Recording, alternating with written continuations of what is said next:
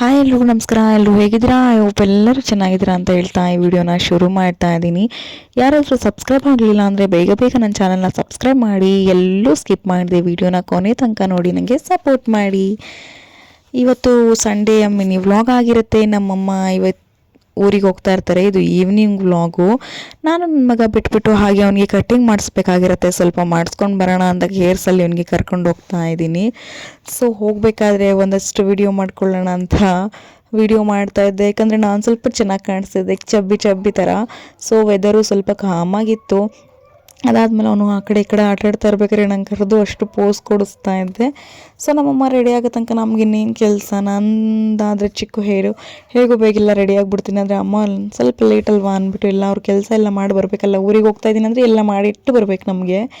So ಅದಾದಮೇಲೆ ಎಲ್ಲರೂ ಕೇಳ್ತಿದ್ರು ವ್ಲಾಗ್ಗಳಲ್ಲಿ ಇಲ್ಲ ಲೈವ್ಗಳಲ್ಲಿ ನಾನು ನಮ್ಮ ಮನೆ ತೋರಿಸಿ ಅಂತ. ನಮ್ಮ ಮನೆ ಆ ತುದಿಯಿಂದ ಹಿಡಿದು ಹೂವಿನ ಗಿಡ ಇತ್ತಲ್ಲ ಆ ತುದಿಯಿಂದ ಹಿಡಿದು ಈ ತುದಿವರೆಗೂ ಇದೆ. ಅದೆಲ್ಲ ಅಮ್ಮ ರೆಡಿ ಆಗಿ ಬಂತು. ನಾವು ನೆಕ್ಸ್ಟ್ ಗಾಡಿ ತೊಗೊಂಡು ಹೊರಡೋಣ ಅಂತ ಮಂಡ್ಯದ ಕಡೆಗೆ ಹೊರಟಾದ್ಮೇಲೆ ಒಂದು ಸ್ವಲ್ಪ ಹಣ್ಣು ತೊಗೋಬೇಕಿತ್ತು ಊರಿಗೆ ಅಂತ ಹೇಳ್ತಾ ಇತ್ತು. ಸರಿ ಆಯಿತು ಅಂತ ಹೇಳಿ ಪೇಟೆಗೆ ಹೋಗಬೇಕಾದ್ರಲ್ಲಿ ಹಣ್ಣು ಮಾವಿನ ಹಣ್ಣು ಇತ್ತಲ್ಲ, ಆಗ ಸೀಸನ್ ಮಾವಿನ ಹಣ್ಣು ಸೀಸನ್ನು. ಇದು ತುಂಬ ದಿನದ ಹಳೆ ವೀಡಿಯೋ, ಟೈಮ್ ಸಿಗದೆ ಇರೋ ಕಾರಣ ಅಪ್ಲೋಡ್ ಮಾಡಿರಲಿಲ್ಲ. ಸೊ ಮಳೆ ಬಂದು ನಿಂತಿತ್ತು. ಅದಾದಮೇಲೆ ಮಾವಿನ ಹಣ್ಣನ್ನ ತೊಗೊಂಡ್ವಿ. ನನಗೆ ಸ್ವಲ್ಪ ಆರಿಸ್ಕೊಳ್ಳೋದು ಕಮ್ಮಿ, ನನಗಷ್ಟು ಬರೋಲ್ಲ. ಯಾವ್ಯಾವ ತೊಗೋತೀನಿ ಅಂತ ನಮ್ಮಮ್ಮ ಆರಿಸ್ಕೊಂಡು ತೊಗೋತಾಯಿದ್ರು. ಸೊ ಅದೇನೋ ಹೇಳ್ತಾರಲ್ಲ, ಸೀಸನ್ ಇದ್ದಾಗ ಮಾವಿನ ಹಣ್ಣು ತಿನ್ಕೋಬೇಕು ಅಂತ. ಹಾಗೆ ಈ ಸೀಸನಲ್ಲಂತೂ ತುಂಬ ಹಣ್ಣುಗಳನ್ನ ನಾವು ತಿಂದುಬಿಟ್ವಿ. ಸೊ ನನಗೆ ಪರ್ಸ್ನಲಿ ಮಾವಿನ ಹಣ್ಣು ಈ ಥರ ಏನೋ ಸೀಸನ್ ವೈಸ್ ಹಣ್ಣುಗಳೆಲ್ಲ ತುಂಬ ಇಷ್ಟ ಆಗುತ್ತೆ. ಯಾವ ಸೀಸನಲ್ಲಿ ಯಾವ ಫ್ರೂಟ್ ಇರುತ್ತೆ ಆ ಫ್ರೂಟ್ನ ತಿನ್ನಬೇಕು ಅಂತ ಹೇಳ್ತೀವಿ. ನಮ್ಮಮ್ಮ ಒಂದು 3 kg ಎಷ್ಟೋ ತೊಗೊಂಡ್ರು. ಸೊ ಅದನ್ನ ಡಿವೈಡ್ ಮಾಡಿಸ್ಕೊಂಡ್ರು. ನನಗೊಂದು 5-6 ಹಣ್ಣು ತೊಗೊಂಡ್ರು. ನೆಕ್ಸ್ಟ್ ಊರಿಗೆ ಬಂದಮೇಲೆ ಇನ್ನೊಂದು ಸ್ವಲ್ಪ ತೊಗೊಳ್ಳೋಣ ಅಂತೇಳಿ ಅಮ್ಮ ಹೋಯ್ತಿತ್ತಲ್ಲ ನಮ್ಮ ಅಜ್ಜಿ ಊರಿಗೆ, ಅಲ್ಲಿಗೊಂದು 2 kg ಅಷ್ಟು ಕೊಟ್ಟು ನಾವು ಬರಬೇಕಾದ್ರೆ ಅಲ್ಲಿ ಒಂದು ಹಸು ಸಿಕ್ತು ನಮಗೆ.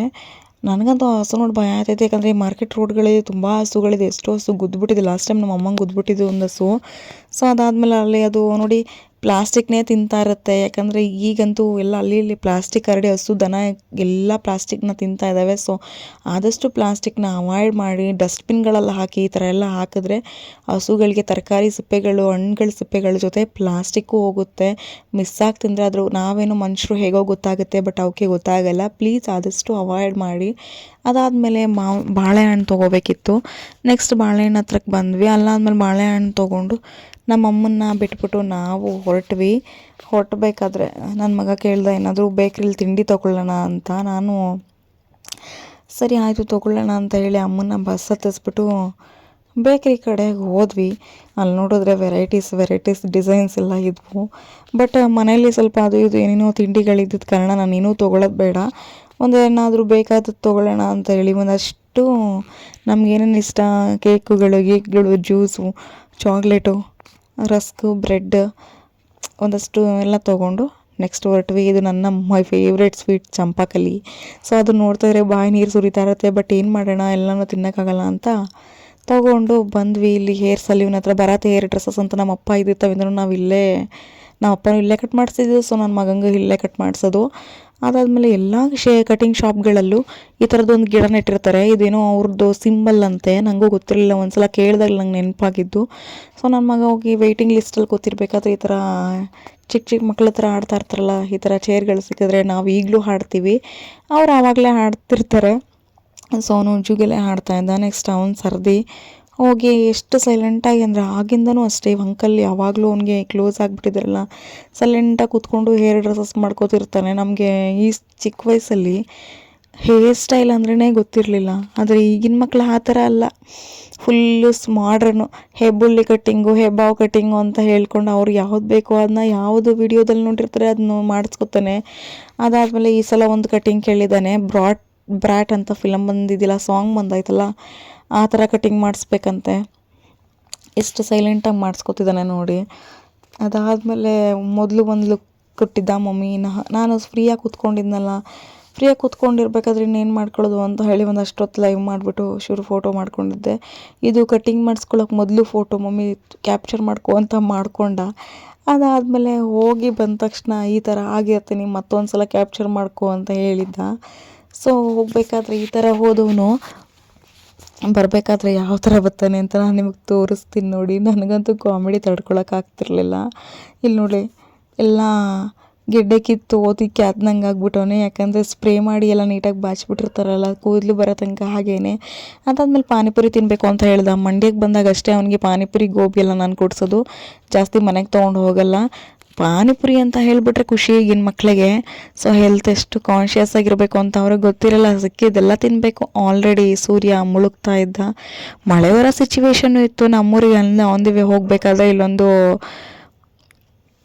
ಪಾನಿಪುರಿ ಅಂಗಡಿ ಇದೆ.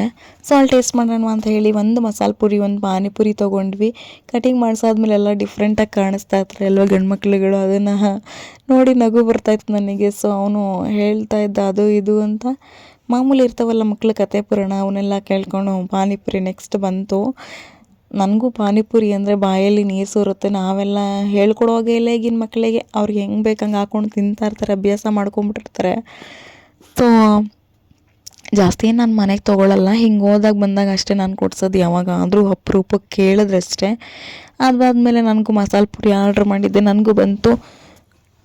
ತಿಂದು ಆದಮೇಲೆ ನೀನು ಬಂದ ತಕ್ಷಣ ತಿನ್ನಬೇಕಲ್ವ, ಬ್ಯಾಟ್ ಮಾಡ್ತಾ ಇರಬೇಕು. ಅದಾದಮೇಲೆ ಸ್ವಲ್ಪ ತಿನ್ನಬೇಕಾದ್ರೆ ನನ್ನ ಮಗ ಅವ್ನು ಮಸಾಲೆ ಪುರಿ ತೊಗೊಂಡಿದ್ನಲ್ಲ, ಅವನೊಂದು ಸಿಪ್ ತಿನ್ಬಿಟ್ಟು ನನಗೊಂದು ಕೊಟ್ಟ. ನಾನಾದ್ಮೇಲೆ ಅವ್ನಿಗೊಂದು ಸ್ವಲ್ಪ ಮಸಾಲೆ ಪುರಿ ಕೊಟ್ಟೆ. ನೆಕ್ಸ್ಟ್ ನಮ್ಮೂರು ರೋಡ್ ಈ ಕಡೆ ನಮ್ಮನ್ನ ಕಾಯ್ತಾ ಇತ್ತು. ಮಳೆ ಬಂದುಬಿಡುತ್ತೆ, ಊರಿಗೆ ಹೊರಟೋಗಿ ಅಂತ ಹೇಳ್ತಾ ಇತ್ತು. ಅಮ್ಮನ ಊರಿಗೆ ಬಿಟ್ಟಿದ್ವಲ್ಲ ನಾವಿನ್ನಿಬ್ಬರೇ ಅಂತ ಹೇಳಿ. ಸೊ ತಿಂದಾದ್ಮೇಲೆ ಎಲ್ಲ ರೆಸ್ಟ್ ತೊಗೊಂಡು ಹೊರಡೋಣ ಅಂತ ಸಜ್ಜಾದ್ವಿ. ಅದಾದಮೇಲೆ ಮನೆಗೆ ಬಂದ್ವಿ. ಮನೆಗೆ ಬಂದಾದಮೇಲೆ ಬಿಸಿ ಬಿಸಿ ಕಾಫಿ ಕುಡಿದ ನಿದ್ರೆ ಆಗುತ್ತಾ, ಸಂಜೆ ಆಗಿತ್ತು. ಬಿಸಿ ಬಿಸಿ ಕಾಫಿ ಜೊತೆಗೆ ಒಂದು ಬಿಸ್ಕೆಟ್ ತಿಂದ್ವಿ. ಸೊ ಬಿಸ್ಕೆಟ್ ತಿಂದ್ಕೊಂಡು ನೆಕ್ಸ್ಟ್ ಅಡುಗೆ ಮಾಡಬೇಕಿತ್ತು. ನಮ್ಮಮ್ಮನೇ ಅನ್ನ ಸಾಂಬಾರು ಮಾಡೆಲ್ಲ ಇಟ್ಟೋಗಿದ್ರು. ನಾವು ಜಸ್ಟ್ ಅನ್ನ ಮಾಡ್ಕೊಳ್ಬೇಕಿತ್ತು. ಅನ್ನ ಮಾಡಿಕೊಂಡು ಈ ಮಾರಿಲೈಟ್ ಬಿಸ್ಕೆಟ್ ಅಂದರೆ ನನಗೆ ಕಾಫಿ ಜೊತೆಗೆ ತುಂಬ ಇಷ್ಟ ಆಗುತ್ತೆ. ಸೊ ಆ ಮಾರಿಲೈಟ್ ಬಿಸ್ಕೆಟ್ ಜೊತೆ ಒಳ್ಳೊಳ್ಳೆ ಕಾಫಿ ಕುಡಿದು ಅನ್ನಕ್ಕಿಟ್ಟಿದ್ವಿ. ಅನ್ನಕ್ಕಿಟ್ಟು ನೆಕ್ಸ್ಟು ಸಾಂಬಾರಿತ್ತಲ್ಲ ಅದ್ರ ಜೊತೆ ತಿಂದ್ಕೊಂಡು ಮಲ್ಕೊಂಡ್ವಿ. ಇಷ್ಟ ಆಗಿತ್ತು ನನ್ನ ರ್ಯಾಂಡಮ್ ಡೇ 1 ಡೇ ವ್ಲಾಗ್. ಮತ್ತೆ ಸಿಗೋಣ ನೆಕ್ಸ್ಟ್ ವಿಡಿಯೋದಲ್ಲಿ. ಥ್ಯಾಂಕ್ ಯು ವಿಡಿಯೋನ ಕೊನೆ ತನಕ ವಾಚ್ ಮಾಡಿದ್ದಕ್ಕೆ. ಬಾಯ್ ಬಾಯ್, ಸಿ ಯು ಸೂನ್.